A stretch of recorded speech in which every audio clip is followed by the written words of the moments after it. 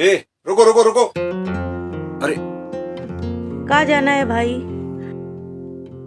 नहीं नहीं। अरे लेडीज को भी कमाने का मौका दो, वो भी मेहनत कर रही है। अच्छा ठीक है ठीक है, एक काम करिए, मैं बताता हूँ आपको कहाँ जाना है। सीधा चलिए, आगे से राइट। तुम कब से रिक्शा चला रही हो? 2.5 साल हो गए भाई। 2.5 साल हो गए? अच्छा अच्छा। शिरीन अंसारी, मुझे आपके साथ सफर करके बहुत अच्छा लगा और मैं बहुत सारी बातें आपके साथ करता हूँ, लेकिन प्रॉब्लम यह है कि किसी की जान खतरे में है और मुझे उसे बचाना बहुत जरूरी है। और मुझे जो मैंने आपसे सुना, आपका संघर्ष, आपकी फाइट, आप अकेली जो फाइट कर रही हो अपनी फैमिली के लिए, वाकई में काबिल तारीफ है, हमारे देश के लिए काबिल तारीफ है, जिसके लिए देव नारायण आपको सल्यूट करता है।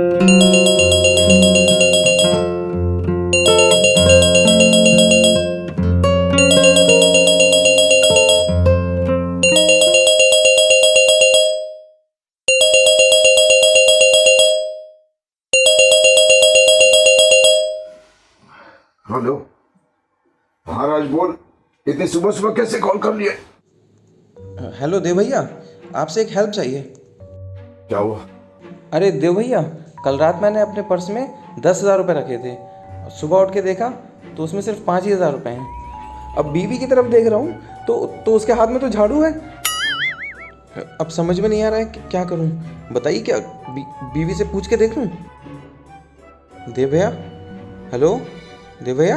अरे यार, वो तेरा मैटर तू खुद सॉल्व करना है यार, हर चीज के लिए मुझसे ही पूछेगा क्या? दुनिया में लोगों को कुछ काम नहीं है दूसरों को परेशान करने के अलावा। क्या हुआ? किसका कॉल था? अरे कुछ नहीं यार, राज था। अच्छा सुनो, मैं नहाने जा रहा हूँ, मेरे कपड़े रख देना और मुझे टॉवल दे देना प्लीज। वाह, अब आप नहाने जा रहे हैं? आपका आदेश आ गया, कपड़े निकाल दो, टॉवल ला के दो, और फिर आदेश आ जाएगा नाश्ता बना के दो, है ना? और फिर बोलोगे कि बाथरूम में गीला टॉवल है, वो भी उठा के लाओ, वाइपर से पानी साफ करो, किचन संभालो, घर संभालो, क्या क्या संभालो। अरे मेरी जान, ये सब संभालना तो बहुत आसान है, लेकिन तुम्हें पता है तुमको देखकर खुद को संभालना कितना मुश्किल होता है। हटो, जाओ तुम नहा लो जाकर, टॉवल देती हूँ मैं। अच्छा सुनो, आज नो ब्रेकफास्ट एट होम, हम लोग बाहर चलते हैं ब्रेकफास्ट के लिए, ठीक है?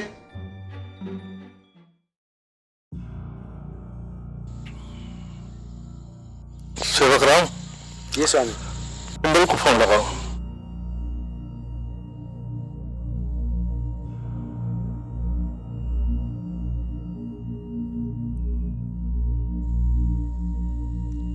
क्या बात है विमल कुमार, तुझे हमारी याद नहीं आती?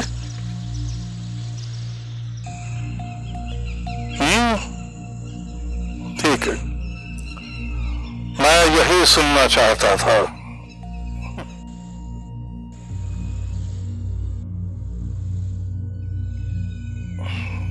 सेवक राम, शेख उस्मान के लिए प्रसाद ले जाओ, और इस बार थोड़ा ज्यादा प्रसाद ले जाना, ठीक है ना?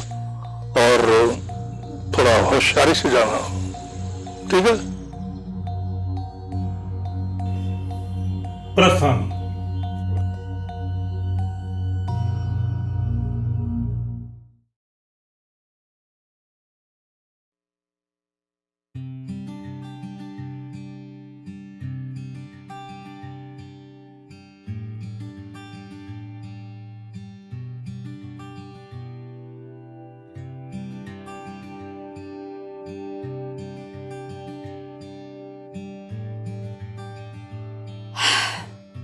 फाइनली आज मैं बहुत खुश हूँ, क्योंकि हम दोनों इतने दिनों के बाद एक साथ हैं। हाँ, काफी दिनों बाद मैं तुम्हें बाहर लेकर आया हूँ, वो भी जामनगर के सेलिब्रेशन में। इट्स अ फैंटास्टिक प्लेस, सी ना? और वैसे भी यहाँ का खाना मैंने सुना है बहुत टेस्टी होता है। लास्ट टाइम ना तुम्हारी वो रोमा, मेरा दिल तो कर रहा था कि उसका खून पी जाऊं। अरे उसका खून छोड़ो, तुम ये पानी पियो। तुम ही पियो पानी।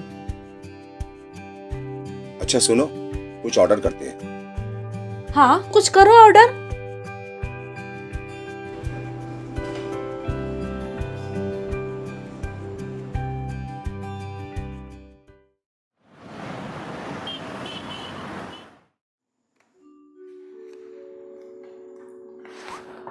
नमस्कार।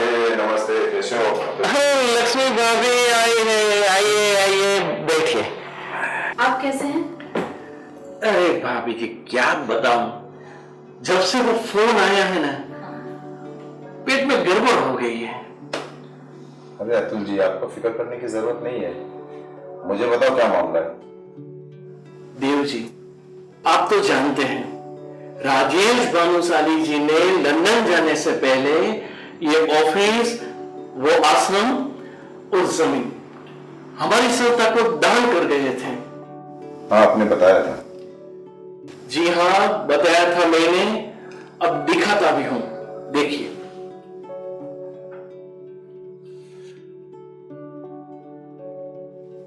कल किसी टोनी नाम के आदमी का फोन आया था, बता रहा था सारी प्रॉपर्टी इनके बॉस ने खरीदी है। वो मुझसे 3 महीने का किराया मांग रहा है और 15 दिन में जगह भी खाली करने को बोला है। अच्छा, उसने ये भी बोला था वो आज शाम किराया लेने आ रहा है और अगर किराया नहीं दिया गया तो हमसे जान से मार डालेगा। अच्छा, ये कौन टोनी है जो इतना तेजी से उड़ रहा है? जिस नंबर से उसने कॉल किया ना, उस नंबर पे कॉल लगाओ और फोन स्पीकर पर रखना।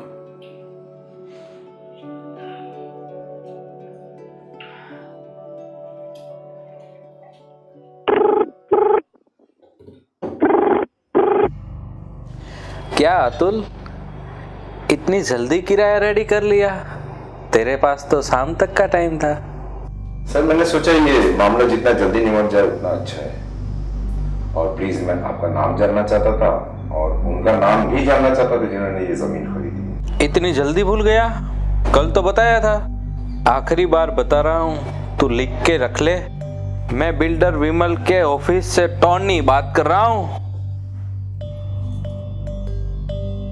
अब मेरी बात सुन टोनी, अब तू कौन है? मैं लक्ष्मी हूँ। अच्छा, लक्ष्मी बाई, झांसी की रानी। नहीं रे, तेरे बाप विमल की नानी। और अभी जिससे तेरी बात हो रही थी ना, वो अतुल जी नहीं बल्कि मेरे हस्बैंड देव नारायण शुक्ला से हो रही थी। पहले देश की आजादी में शहीद होने वालों का इज्जत से नाम लेना सीख। फिर अतुल जी से नहीं, देव नारायण से नहीं, बल्कि लक्ष्मी नारायण से बात करना, समझा? ये विमल का आदमी है, यानी कि इसमें कुछ और ही झोलझाल है।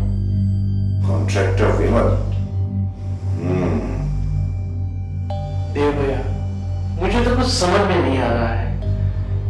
आप तो जानते हैं कि मैं इन सभी बातों से कितना दूर रहता हूं। अतुल जी, आप बिल्कुल फिक्र ना करें। विमल या आप दोनों में से जो भी इस जमीन का हकदार होगा, जमीन उसी को मिलेगी। और अगर आप लीगली इसके हकदार हैं, तो आपसे ये जमीन कोई छीन नहीं सकता, इसकी मैं गारंटी देता हूं। देव जी, आपका बड़ा एहसान होगा। देव, तुम विमल से खुद क्यों नहीं बात कर लेते हो? पता तो चले कि क्या बात है। सही कहा तुमने, मैं अभी फोन लगाता हूं। हेलो विमल, मैं देव नारायण बोल रहा हूं। नमस्कार देव जी, कैसे हैं आप? मुझे तुमसे जरूरी काम है, अभी मिलना चाहता हूं। अरे सर, मैं खुद ही आपके दर्शन करने आ जाता, लेकिन मैं अभी सिद्धिविनायक मंदिर गया हुआ हूँ। अच्छा, मैं 2 दिन बाद आ जाऊंगा और आपसे मिल लूंगा। नहीं, 2 दिन बाद नहीं, मैं अभी तुमसे मिलना चाहता हूँ। जी ठीक है, मैं ही पास ही में रुका हुआ हूँ, आप आके कॉल कर लीजिए, मिल लूंगा।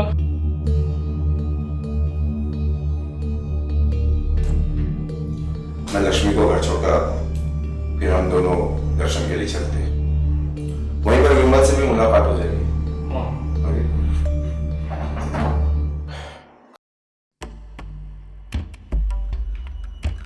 स्वामी जी, स्वामी जी, बोलो सेवक राम।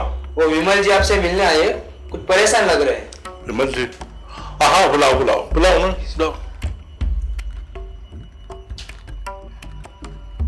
नमस्कार स्वामी जी। आसन ग्रहण करो। बैठो बैठो, अरे तुम भी बैठो, बैठो।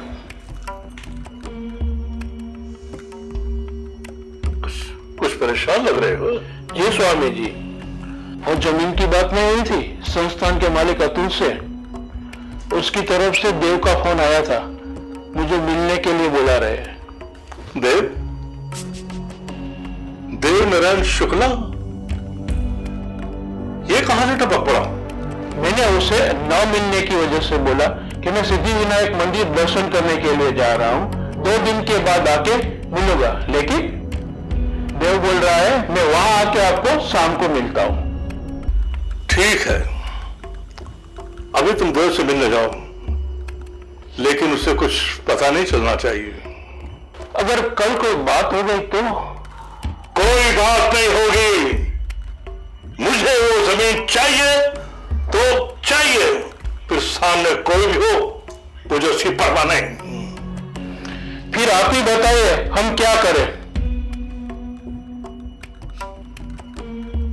अभी तुम जाओ और देव से जाकर मिलो और बात संभालने की कोशिश करो, और फिर वापस मेरे पास आओ, फिर मैं सोचता हूं कि मुझे क्या करना है। ठीक है पंडित जी, मैं देव से मिलके आता हूं, आप आशीर्वाद दे दीजिए।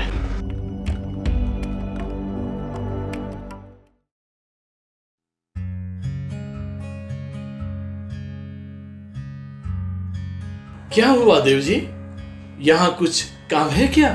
जी अतुल जी, गणपति जी के दर्शन करने जा रहे हैं ना, तो चलते चलते अली शाह बाबा की दरगाह का आशीर्वाद भी लेते चल। मैं हमेशा यहाँ आशीर्वाद के लिए आता हूँ।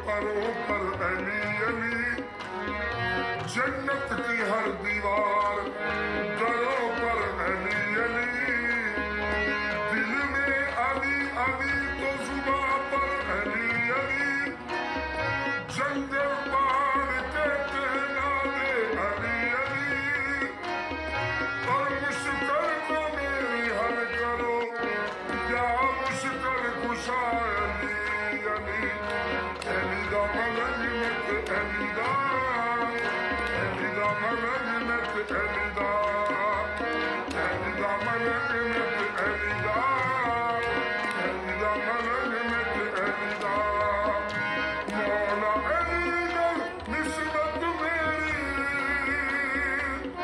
देव जी, लोगों से सुना था आप हजरत अली और बजरंगबली दोनों के भक्त हैं।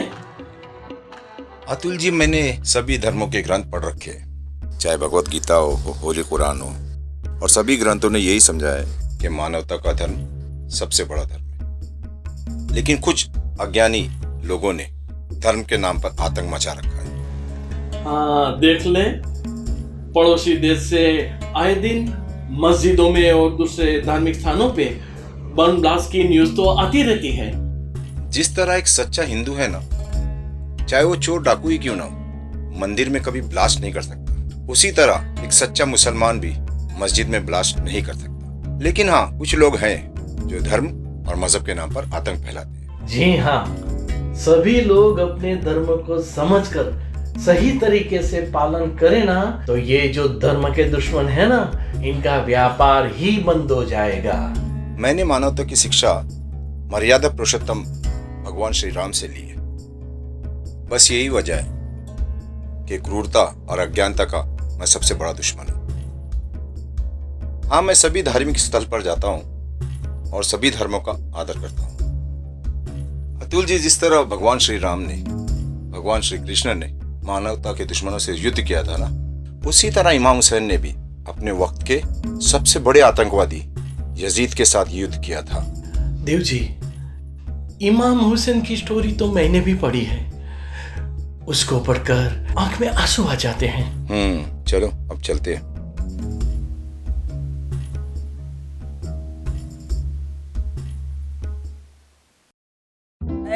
जान चमन तेरा गोरा बदन जैसे खिलता हुआ गुलाब, जालिम तेरी जवानी कयामत तेरा शबाब।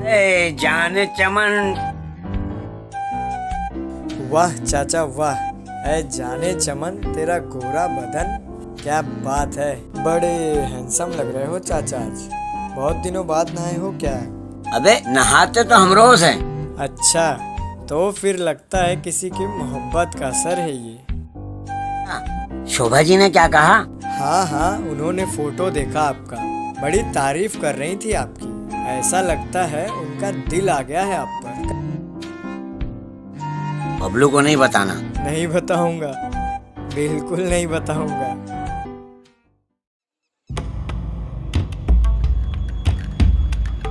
राम स्वामी जी। राम स्वामी जी।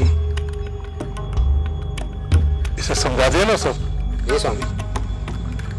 देखो, तो कहाँ जाता है, कहाँ आता है, क्या करता है, किससे मिलता है, हैं? हर बात पे उसकी नजर रखना, मौत के साए की तरह उसका पीछा करना। ठीक है, पर हाँ,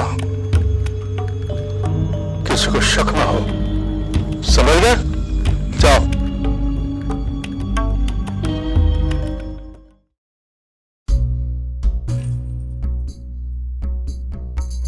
अस्सलाम वालेकुम शेख साहब। वालेकुम अस्सलाम रहमतुल्लाह वबरकातुहू। बैठिए।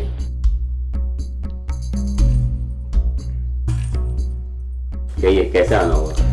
शेख साहब, मैं गांव से आया हूँ, गरीब आदमी हूँ, मुझे कुछ काम की तलाश है।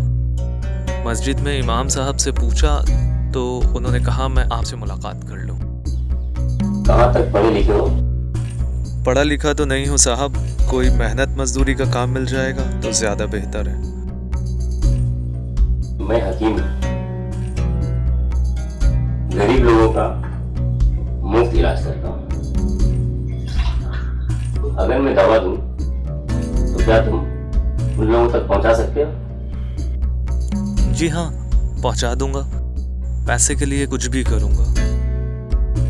कुछ भी? जी, गांव में मेरी जमीन गिरवी पड़ी है और मुझ पे कर्ज भी है, इसलिए कोई भी काम होगा तो वो मैं कर लूंगा। मतलब तुम बहुत काम के आदमी हो? ये तो नहीं मालूम शेख साहब, लेकिन मैं मजबूर आदमी हूँ। ठीक है, मैं तुम्हें काम बता दूंगा और बहुत जल्द तुम्हारे जमीन का कर्ज भी उतर जाएगा और तुम्हारी जमीन तुम्हें वापस मिल जाएगी। शुक्रिया शेख साहब। परसों जुमे की नमाज के बाद मैं तुम्हें काम बता दूंगा और तुम अपने काम पे आ सकते हो। ठीक है शेख साहब, फिर मैं जुमे की नमाज के बाद आऊँगा। चलता हूँ। अस्सलाम वालेकुम। वालेकुम अस्सलाम रहमतुल्लाह। ख्याल रखना अपना। जी शुक्रिया।